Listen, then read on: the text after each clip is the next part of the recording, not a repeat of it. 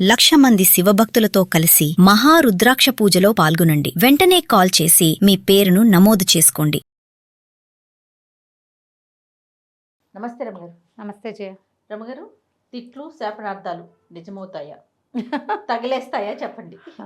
తగులుతాయి. ఇప్పుడు పిల్లల్ని తల్లులు తిడుతూ ఉంటారు, అవేం తగలవు. అది ఉట్టి తిట్టే.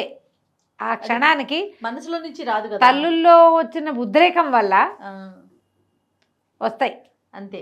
దాంతో ఏం అవ్వదు. కానీ మన పెద్దవాళ్ళు చెప్తారు, పిల్లల్ని తిట్టేటప్పుడు కూడా పెద్దవాళ్ళ తిట్లు దీవెనలు. తిట్టేటప్పుడు కూడా దీవెనే అనుకోవాలి. కానీ సాయంకాలాల వేళ అది దీపాలు పెట్టేటప్పుడు తథాస్తేవతలు తిరుగుతారు, అట్లా తిట్టద్దు పిల్లల్ని అంటారు. కేకలేయాలి, అంతేగాని నువ్వు బాగుపడవు అనకూడదు. నువ్వేం బాగుపడతావు అనొచ్చు. ఇలాంటి పనులు చేస్తే నువ్వేం బాగుపడతావురా అనొచ్చు. నువ్వు బాగుపడవు, నువ్వు నాశనం అయిపోతావు అలాంటిది. నీ మొహం మండా, నిమ్మకడుపు కాలా, అలాంటి నీ తలపండు పగలా, అలాంటివి అనకూడదు. కానీ అవన్నీ తిట్లు సహజమైన తిట్లుగా ఉంటాయి కదా. మనం ఎన్ని తిడతావు అందులో. ఒక విడిదుంపదేగా కదా. మా ఆంటీ ఒకటి మొదలారా అంటారు, దీని మొదలారా అంటారు. ఆరటం అంటే పోవటమా అంటే ఏం కాదమ్మా, అది తిట్టు కాదు దీవెనే అంటుంటారు. నిమ్మకడ బంగారం కాను అంటాం, తిడతారు. నువ్వు నాశనం అయిపోతావు. ఇందులో ఇంచి చూడు శాపనార్థాలు. నువ్వు బాగుపడవు, నువ్వు నాశనం అయిపోతావు, నీ పిల్లలు ఫకీర్లు అయిపోతారు, అయ్యో నువ్వే ఏదో రోడ్ల మీద పడి తిరుగుతావు, ఇలాంటివి తిడతారు కదా. కోపాలు వచ్చినప్పుడు తిడతారు. కడుపు మంటతోటి తిట్టే తిట్లు శాపనార్థాలు నిజం అవ్వచ్చు జయ. ఈ మామూలు కేకలేటాలు, మొగుడు పెళ్ళాలు కొట్టుకునేటప్పుడు ఒకళ్ళొకళ్ళు తిట్టుకోటాల్లో వచ్చే తిట్లు అవి కాదు. ఆక్రోశంతో తిడితే, మన వల్ల అవతల వాళ్ళు నష్టపోయి బాధపడి నలిగిపోయి కుంగి కునారిల్లిపోయి అప్పుడు తిడతారు చూడు, అవి నిజమవుతాయి. అన్నీ జరుగుతాయి. జరగకుండా ఎందుకుంటాయమ్మా. ఈ దౌర్భాగ్యపు మన జీవితాల్లో మనం తెలిసి తెలియకుండానే అవతల వాళ్ళ ఇబ్బందులకి కారణమవుతాం. తెలిసినా కూడా ఆగని వాళ్ళు కొంతమంది ఉంటారు, ఆగలేని పరిస్థితులు కొన్ని వస్తాయి. ఈ అవతల వాళ్ళు నలిగిపోతారు, దాని కింద పడి వాళ్ళ తిట్లు వాళ్ళ ఏడుపు కొట్టదు మనకి. మనం ఇది చెప్పుకుంటాం కదా, వాళ్ళ ఏడుపే కొట్టింది, వాళ్ళ దుఃఖమే కొట్టింది, ఇది కామన్గా అనుకుంటాం కదా. అంతే. నీకు మంచి కథ ఉంది, చెప్తా చూడు. ఆ కథ వల్లే ఇది వచ్చింది. ఓకే. ఒక ఊళ్ళో ఒక వడ్డీ వ్యాపారం ఉన్నట్టు, డబ్బులు లాగడంలో సిద్ధాస్తుట్టు ఆయన. ప్రతి వాళ్ళకి వడ్డీకి డబ్బులు ఇచ్చి వడ్డీని చక్రవడ్డీ చేసి చాలా డబ్బులు, వడ్డీలు ఎంత వడ్డీ కట్టినా సరే ఆగదు, వడ్డీ పడుతూనే ఉంటుంది. అసలు ఎప్పటికీ రాదు, తీరదు. చివరికి వాళ్ళ ఆస్తో ఏదో ఒకటి లాగేస్తాడు. అయితే ఏమైందట, ఆ ఊళ్ళో ఒక పేదరాలు ఉంది, 6 బిడ్డల తల్లి. భర్త కాస్త గతించాడు. ఆవిడ తన ఇల్లు చూపించి ఈయన దగ్గర ముందు ఒక 30 రూపాయలు అప్పు చేసింది.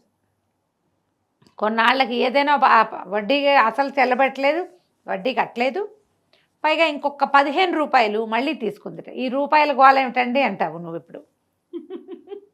పాత రోజుల్లో 80లో 70లో 60లో కథ ఇది. అప్పుడు రూపాయే లెక్క. బహుశా 15 లక్షలు, ముందు 30 లక్షలు, తర్వాత 15 లక్షలు అయి ఉండాలి ఇప్పటి కాలంలో. తీసుకుంది. ఈయన వాళ్ళ ఇల్లు లెక్కేసుకున్నాడు. అదొక మంచి గుడిసె, దిట్టంగా ఉంది.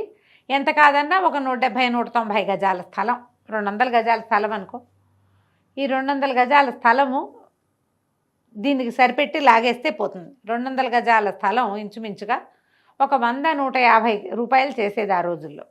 మరి ఇప్పుడు ఈ డబ్బులకి వడ్డీ వేసి అది 100 రూపాయలు లెక్కగట్టి ఆ ఇంటికి లాగేస్తే సరిపోతుంది అని ప్లాన్ చేసుకుని బయలుదేరాడు. బయలుదేరేసరికల్లా ఆయనకి ఆ ఊళ్ళో పిశాచాలు ఉండేవి. చింత చెట్టు మొదట్లో ఒక చింత చెట్టు మీద నుంచి ఒక పిశాచం దిగింది బ్రహ్మాండమైన ఆకారంతో. ఈ దౌర్భాగ్యుడు ఆ పిశాచాలను చూడగలిగే కళ్ళున్నాయి, పిల్లి కళ్ళు వాడికి. అలా అనేవాళ్ళు జయ. పిల్లికలు వాళ్ళకి దెయ్యాలు కనిపిస్తాయా అనేవాళ్ళు. అవునో కాదో. ఇది చూసి అబ్బో మా ఊళ్ళో ఎవరికో మూడిందే అంటే ఈయన అడిగాడు. ఆ పిశాచం అడిగింది, మరి నువ్వెవరి కోసం బయలుదేరావు, నువ్వెవరికి మూడగొట్టడానికి అనేసరికి ఈయన చెప్పాడు, ఆ పాత రోజుల్లో 30 రూపాయలు అప్పిచ్చాను ముసలమ్మకి, మరి మళ్ళీ 15 రూపాయలు తీసుకుంది అంటే 45 రూపాయలు, ఓ 150 చేసే ఇల్లు ఒకటి ఉంది, 100కి సరిపెట్టి అది లాగేద్దానికి వెళ్తున్నాను అని వివరం అంతా చెప్పాడు, తన వ్యాపార రహస్యం. పిశాచం అంది, మమ్మల్ని అందరూ ఆడిపోసుకుంటారు కానీ మీ మనుషుల్లో మమ్మల్ని మేము ఎంచిన వాళ్ళు ఉన్నారు, నువ్వు మామూలు వాడివే, 45 రూపాయలకి 150 రూపాయలు ఇల్లు సరిపెడదామని చూస్తున్నావే, మీరే గొప్ప గ్రేట్ మాకంటేను, మాకు మీ అంత చేత కాదు అన్నది పిశాచం. ఇద్దరు కలిసి నడవడం మొదలుపెట్టారు. నడవడం మొదలు పెడితే ఒక ఇంట్లో అరుగు మీద ఒక పిల్లాడు కాళ్ళు ఆడిస్తూ కూర్చున్నాడు.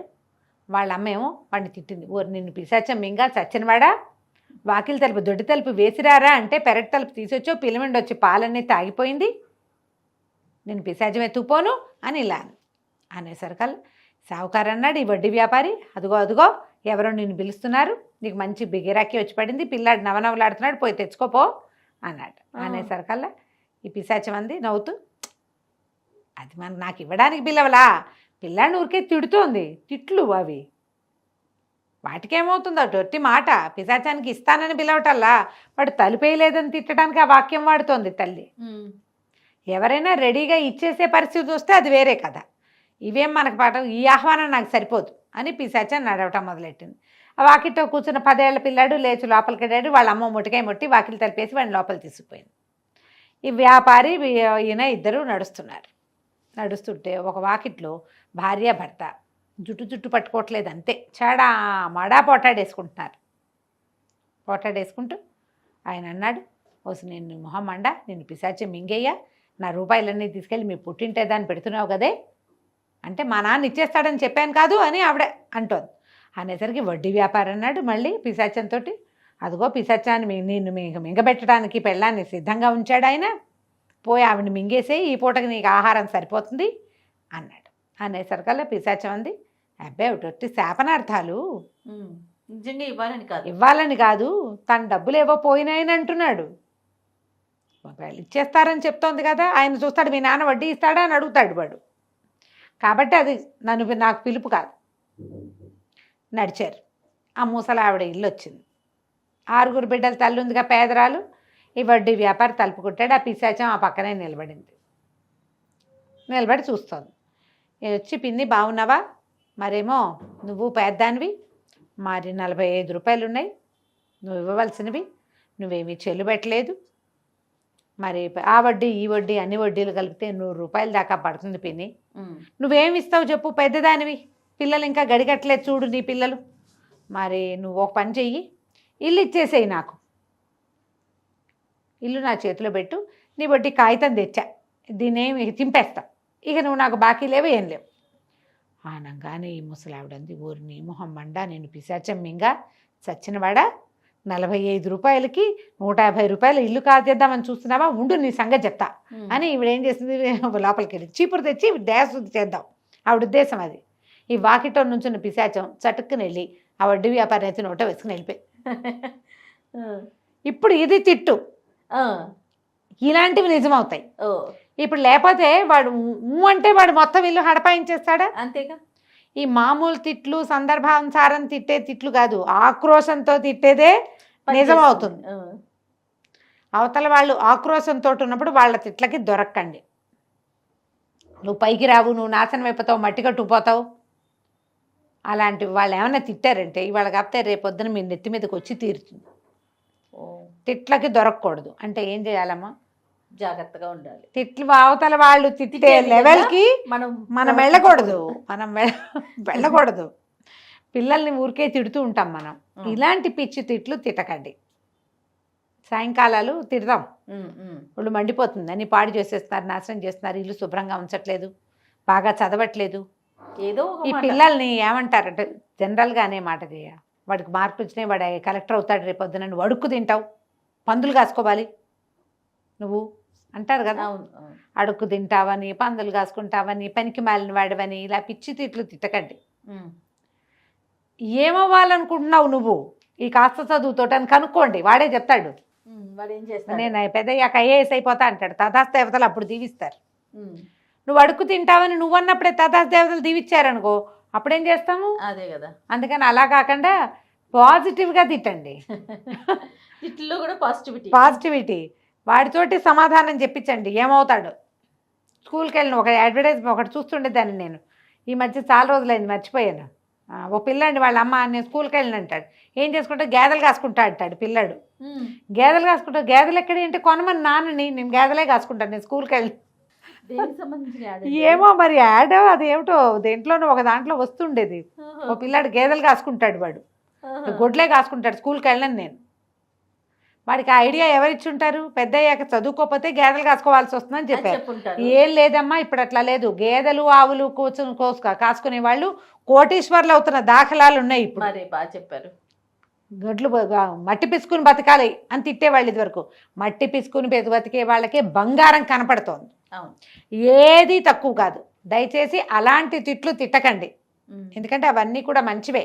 తిట్లుగా భావించకండి వాటిని. పిల్లలు ఏం చేయదలుచుకున్నారో అలా కనుక్కోండి అంతే.